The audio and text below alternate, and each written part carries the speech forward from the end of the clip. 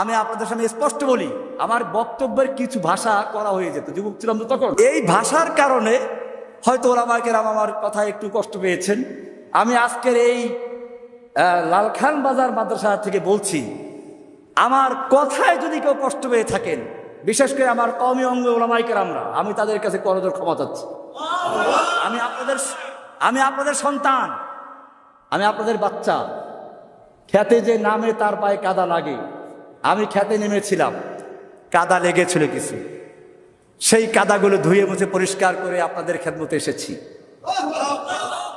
ইনশাআল্লাহ বাকি জীবনটুকু যেন ওলামায়ে দেওবন্দ, ওলামায়ে হক্কানি, ওলামায়ে রব্বানি তাদের সাথে থেকে ইসলামের বিজয় দেখে যেতে পারি, সেই জন্য আপনাকে দোয়া কামনা করছি। এখন আমার একই কাজ, লিইয়ুযহিরাহু আলা দ্বীনে, সকল দিনে বাতিলের উপরে দিনে হককে বিজয়ী করার জন্য বাংলাদেশের প্রান্তে প্রান্তে ছুটে যাওয়ার ইচ্ছা আছে ইনশাআল্লাহ। ইনশাআল্লাহ এই সাইবুল ইসরাও ইনশাআল্লাহ আমাদের সাথে থাকবেন। শুধু আমরা মাঝবয়সীরা না, আমাদের সঙ্গে এই বৃদ্ধরা থাকবেন, যুবকরা থাকবেন। জেনে রাখবেন, কোনো একটা বিপ্লব যদি তৈরি হতে হয়, যুবকের রক্ত, মুরব্বীদের পরামর্শ, ধনীদের অর্থ, কয়টা বললাম আবার শোনেন, ওসমানদের অর্থ, ওসমান গনির অর্থ, আলীর মতো যুবকদের শক্তি, আর আবু বকরের মতো মুরব্বীদের ছায়া, এই তিনটার সমন্বয় যখন ঘটে তখন বিজয় আসে ইনশাআল্লাহ। এখন থেকে আমি ধন্যবাদ জানাই আমাদের হারুন ইজাহার সাহেবের আব্বা মুফতি ইজহারুল ইসলাম চৌধুরী সাহেবকে। আপনারা অনেকেই হয়তো যারা দূরের তারা চেনেন না। আমি যখন হারুন ইজাহার সাহেবের নামও শুনি না, তখন ওনার নাম আমি শুনেছি। এই বাংলাদেশে ইসলামের জন্য যারাই কাজ করেছেন সবাই বলতেন আমরা লালখান বাজার মাদ্রাসায় মুফতি ইজহারুল ইসলাম চৌধুরী সাহেবের কাছ থেকে এসেছি, ওনার ওখানে আছি। সুতরাং আমার মনে হচ্ছে আজকের এখান থেকে যেভাবে আমি দেখতেছি যুবকদের ভাইদেরকে দেখতে পাচ্ছি, আমি আশাবাদী যেই জাগরণের স্বপ্ন দেখেছিলাম 2013 সালে, যে ওদের গণজাগরণ মঞ্চের জবাব দেওয়ার জন্য ঝাড়ু দিয়ে পিটালে চলবে না, অন্ধকার দূর করতে হলে আলোর মশাল জ্বালাতে হবে। সেজন্য গণজাগরণ মঞ্চের অন্ধকার দূর করার জন্য তাওহীদের আলোর মশাল নিয়ে ময়দানে নেমেছিলাম। আজকে আমি লালখান বাজারে দেখতে পাচ্ছি সেই মশাল জ্বলতে জ্বলতে ওদের কলিজায় আগুন লাগিয়ে দিয়েছে।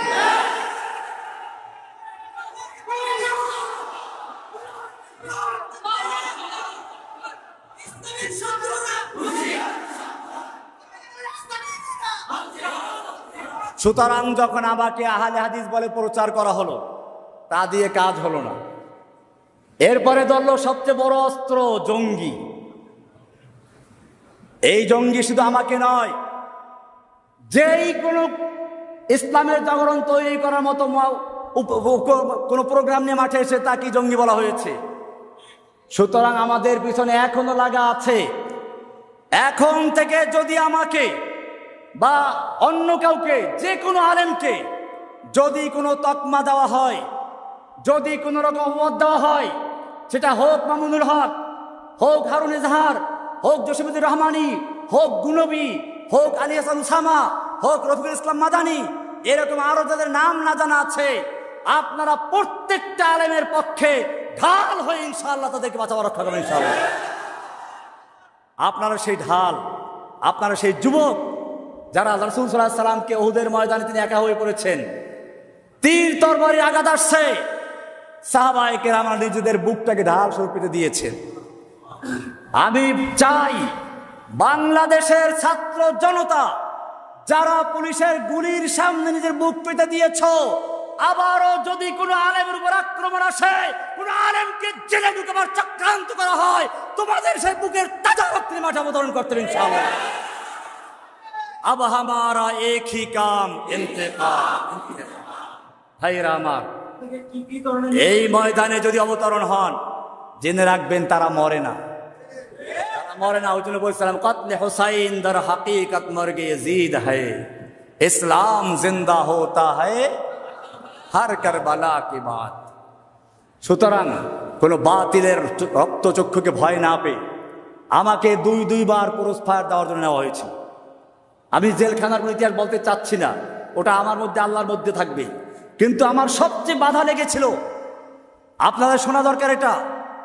আমাকে বলা হয়, রহমানী সাহেব কথা তো অনেক বলেছেন, অনেক শক্তি দেখিয়েছেন, আল্লাহ আপনাকে দেখে না, আল্লাহ ব্যস্ত আছে। কোরআনে বলা না, শোনেন কি বলে, শোনেন, নাউজুবিল্লাহ পরে বলেন, শোনেন কি বলে।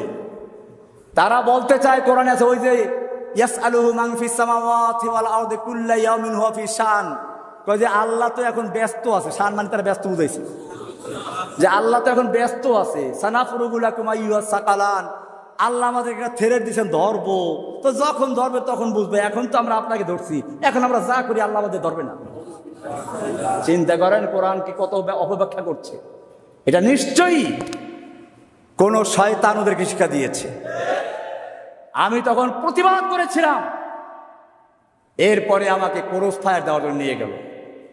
আমি আপনাদেরকে বলছি, আমাকে যখন ক্রস ফায়ার দেওয়ার জন্য নিয়ে যাওয়ার হোক, চোখ বাঁধা, হাতে হ্যান্ডকাপ লাগানো, আমার মনে হচ্ছিল আমি এই এখনই, পাখি যেমন উড়াল দেওয়ার আগে হালকা হয়ে যায়, বিমান যেমন আকাশে উড়ার আগে হালকা হয়ে যায়, এখনই উড়বে, ঠিক তেমনি ভাবে আমি আল্লাহর কাছে এক্ষুনি চলে যাব। যাওয়ার জন্য উদ্গ্রীব ছিলাম, কেন পারে না গুলি, দেরি সহ্য হচ্ছে না, এমন একটা আশা নিয়ে অপেক্ষা করছিলাম। আমি মনে করি তখন যদি আমাকে গুলি করা হতো, হয়তো আমার মাঝে আর আল্লাহর সাথে সাক্ষাতের মাঝে শুধুমাত্র গুলিটাই ব্যবধান থাকবে।